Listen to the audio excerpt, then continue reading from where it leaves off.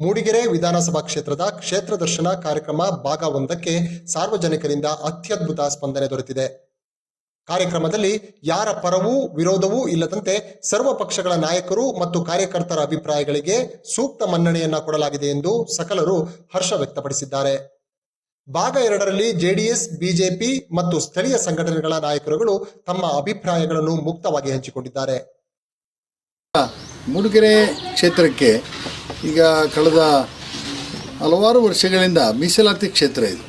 ಹಾಗಾಗಿ ಈ ಮೀಸಲಾತಿ ಕ್ಷೇತ್ರದಲ್ಲಿ ಹೆಚ್ಚು ಮೀಸಲಾತಿ ಅಥವಾ ಏನು ಹಿಂದುಳಿದ ವರ್ಗ ಇತ್ತು ಅಥವಾ SC ST ಏನಿತ್ತು ಅವರಿಗೆಲ್ಲ ಬಹಳ ಇಂಪ್ರೂವ್ ಆಗಬೇಕಿತ್ತು. ಈ ರಾಜ್ಯದಲ್ಲೇ ಒಂದು ಮೊದಲ ಸ್ಥಾನ ಆಗಬೇಕಿತ್ತು ಮೂಡಿಗೆರೆ.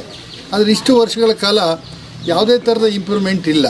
ನಾನು ಕಂಡ ಹಾಗೆ ಈ ಮೂಡಿಗೆರೆಗೆ ಆಗಿರ್ತಕ್ಕಂಥ ಬಹುದೊಡ್ಡ ಕಾರ್ಯಕ್ರಮಗಳಲ್ಲಿ ಒಂದು ಕಿತ್ಲೆಗಂಡಿಯಿಂದ ಕುಡಿಯೋ ನೀರಿನ ಯೋಜನೆ ಒಂದು ಬಿಟ್ಟರೆ ಹಾರ್ಟಿಕಲ್ಚರ್ ಕಾಲೇಜು ಒಂದು ಸ್ಥಾಪನೆ ಆಗಿದೆ. ಇವೆರಡೇ ಪರ್ಮನೆಂಟ್ ಪ್ರಾಜೆಕ್ಟ್ ಆಗಿರೋಂಥದ್ದು ಮೂಡಿಗೆರೆನಲ್ಲಿ.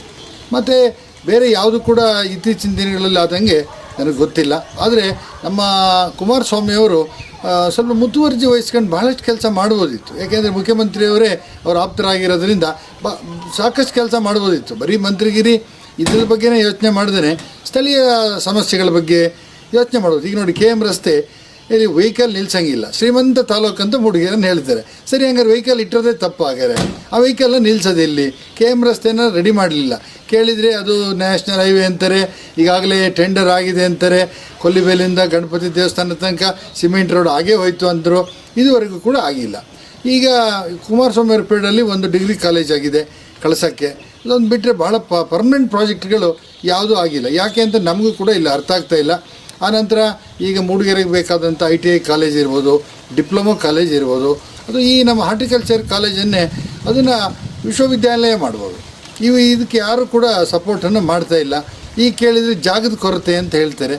ಜಾಗ ಇಲ್ಲಿ ಹಾರ್ಟಿಕಲ್ಚರ್ ಇಲಾಖೆಗೆ ಸಂಬಂಧಪಟ್ಟಂಥ ಜಾಗನೇ ಇದೆ ಬೀಜವಳ್ಳಿನಲ್ಲಿ, ಅಲ್ಲೇ ತಗೊಂಡು ಅದನ್ನು ಇಂಪ್ರೂವ್ಮೆಂಟು ಮಾಡ್ತಕ್ಕಂಥದ್ದು. ಮತ್ತು ನಮ್ಮಲ್ಲಿರ್ತಕ್ಕಂಥ ಯಾವುದೇ ಸರ್ಕಾರಿ ಆಸ್ಪತ್ರೆಗಳು ಕೂಡ ಸರಿಯಾಗಿಲ್ಲ. ಅಲ್ಲಿ ಸರಿಯಾಗಿ ಭೇಟಿ ಮಾಡದೇ ಇರೋದರಿಂದ ಮೂಡಿಗೆರೆ ಸರ್ಕಾರಿ ಆಸ್ಪತ್ರೆ ಇರ್ಬೋದು, ಮೂಡಿಗೆರೆ ತಾಲೂಕಿಂದ ಇರ್ಬೋದು, ಎಲ್ಲೂ ಕೂಡ ಅಷ್ಟೊಂದು ಡಾಕ್ಟರ್ಸ್ ಇಲ್ಲ. ಈ ಥರದ್ದೆಲ್ಲ ತುಂಬ ಪ್ರಾಬ್ಲಮ್ ಇದೆ.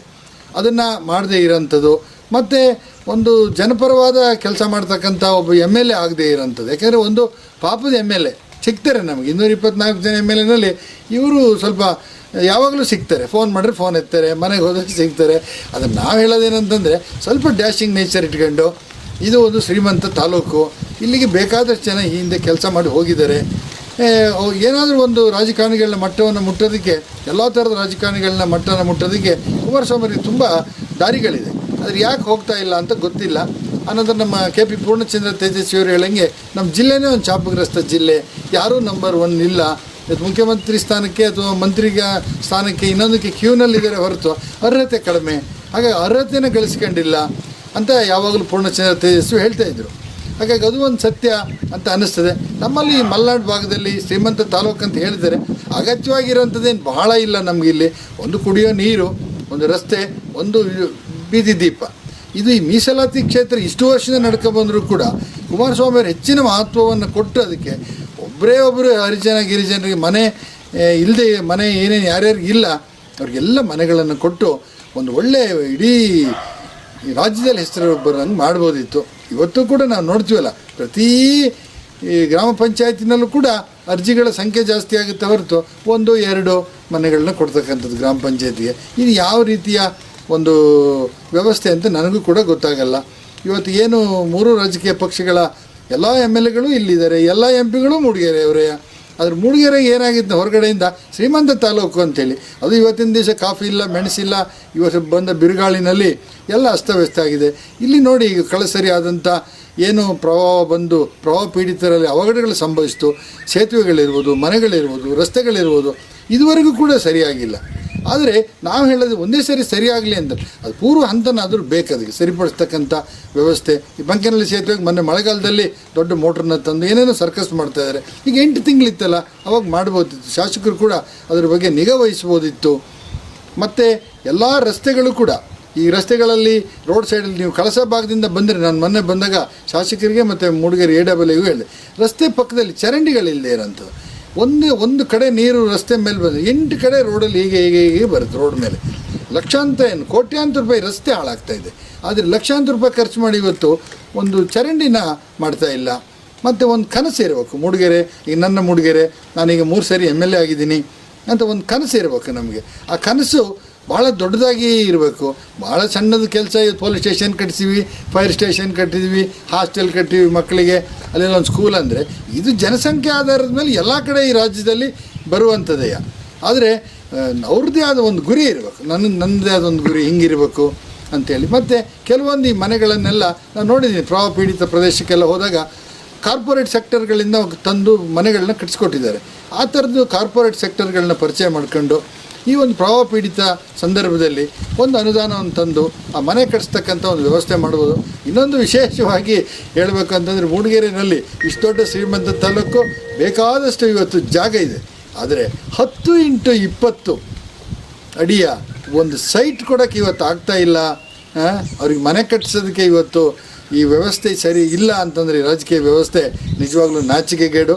ಆಮೇಲೆ ಸ್ವಾತಂತ್ರ್ಯ ಬಂದು ಇಷ್ಟು ವರ್ಷ ಆದರೂ ಕೂಡ ಕುಡಿಯುವ ನೀರಿನ ವ್ಯವಸ್ಥೆ, ಬೇರೆದು ಬಿಟ್ಟುಬಿಡಿ, ಡ್ಯಾಮ್ ಕಟ್ಟೋದು ಬೇಕಿರಲ್ಲ ಮೂಡಿಗೆರೆಗೆ ಅಥವಾ ಇನ್ನೊಂದಿಲ್ಲ, ಕುಡಿಯೋ ನೀರಿನ ವ್ಯವಸ್ಥೆ ಇದುವರೆಗೂ ಕುಡಿಯೋ ನೀರಿನ ವ್ಯವಸ್ಥೆ ಮಾಡಲಿಕ್ಕೆ ಇವ್ರ ಹತ್ರ ಸಾಧ್ಯ ಆಗಿಲ್ಲ.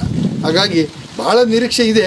ಅವರು ಶಾಸಕರು ಕೂಡ ಮನಸ್ಸು ಮಾಡಬೇಕು, ಆದರೆ ಸ್ವಲ್ಪ ಗಮನ ಹರಿಸ್ಬೇಕು. ಅದರ ಬಗ್ಗೆ ಆಫೀಸ್ನಲ್ಲಿ ಬಂದು ಕೂತ್ಕೊಂಡು ಪ್ರತಿಯೊಂದು ಸಣ್ಣ ಪುಟ್ಟ ಕಾರ್ಯಕ್ರಮಗಳನ್ನು ಕೂಡ ಅವರು ಜವಾಬ್ದಾರಿಯುತವಾಗಿ ಮಾಡಿದರೆ, ಈ ಬೇರೆ ಕಡೆ ನೀವು ನೋಡಿ, ಪಕ್ಕದ ಹಾಸನ ನೋಡಿ, ಪಕ್ಕದ ದಾವಣಗೆರೆ ನೋಡಿ, ಶಿವಮೊಗ್ಗ ನೋಡಿ, ಉಡುಪಿ ಮಂಗಳೂರು ನೋಡಿ, ಅದು ನಮ್ಮ ಜಿಲ್ಲೆ ಯಾಕೆ ಇಂಪ್ರೂವ್ ಆಗ್ತಾಯಿಲ್ಲ? ಒಂದು ಮೆಡಿಕಲ್ ಕಾಲೇಜ್ ಈಗ ಇನ್ನೂ ಭಾಳ ತಳ್ಳಾಟ ನೂಕಾಟದಲ್ಲಿ ಇನ್ನೂ ಇದೆ. ಅದು ಈ ಸರ್ಕಾರ ಏನಾದ್ರು ಹೋದರೆ ಅದು ಗ್ಯಾರಂಟಿ ಇಲ್ಲ ಅಂತ ಅನ್ನಿಸ್ತದೆ. ಹಾಗಾಗಿ ಶ್ರೀಮಂತ ತಾಲೂಕು ಅಂತ ಹೇಳ್ತಾರೆ ಅಷ್ಟೇ ಬಿಟ್ಟರೆ, ಶ್ರೀಮತಿ ಇಂದಿರಾ ಗಾಂಧಿಯವರು ಈ ಸ್ಥಳವನ್ನು ಆಯ್ಕೆ ಮಾಡಿ MP ಆಗಿ ಹೋದರು.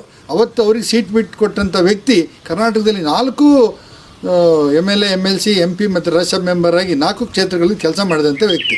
ಈಗ ನಾವು ಮನೇಲಿ ಒಂದು ಸಾಮಾನ್ಯಕ್ಕೆ ಒಂದು ಹೇಗೆ ಚೀಟಿ ಬರ್ಕೊ ಹೋಗ್ತೀವಿ, ಮನೇಲಿ ಬೈತಾರೆ ಮರ್ತು ಹೋದರೆ ಅಂತೇಳಿ, ಅವತ್ತಿನ ಕಾಲದಲ್ಲಿ ಅವರು ಒಂದು ಮೆಡಿಕಲ್ ಕಾಲೇಜ್, ಒಂದು ಇಂಜಿನಿಯರಿಂಗ್ ಕಾಲೇಜು, ಒಂದು ರೈಲ್ವೆ, ಹೀಗೆಲ್ಲ ಒಂದು ಸಣ್ಣ ಚೀಟಿ ಬರೆದು ಇಂದಿರಾ ಗಾಂಧಿ ಕೈಗೆ ಕೊಟ್ಟಿದ್ದರೆ ಅದೆಲ್ಲದೂ ಕೂಡ ಅವತ್ತು ನಮ್ಮ ಜಿಲ್ಲೆಗೆ ಆಗ್ತಿತ್ತು.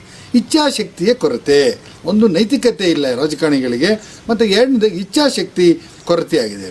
ಯಾಕೆ ಮಾಡಬೇಕು? ನಾನು ಇನ್ನೂ ನಮ್ಮ ರಾಜಕಾರಣಿಗಳಲ್ಲಿ ಈಗೋನೇ ಹೋಗಿಲ್ಲ. ನಾನು ಇನ್ನೂ ಕೇಂದ್ರದ ಮಂತ್ರಿ, ರಾಜ್ಯದ ಮಂತ್ರಿ, ನಾನು MLA ಆಗಿದೆ, ಈಗೋ ಇನ್ನೂ ಇದೆ.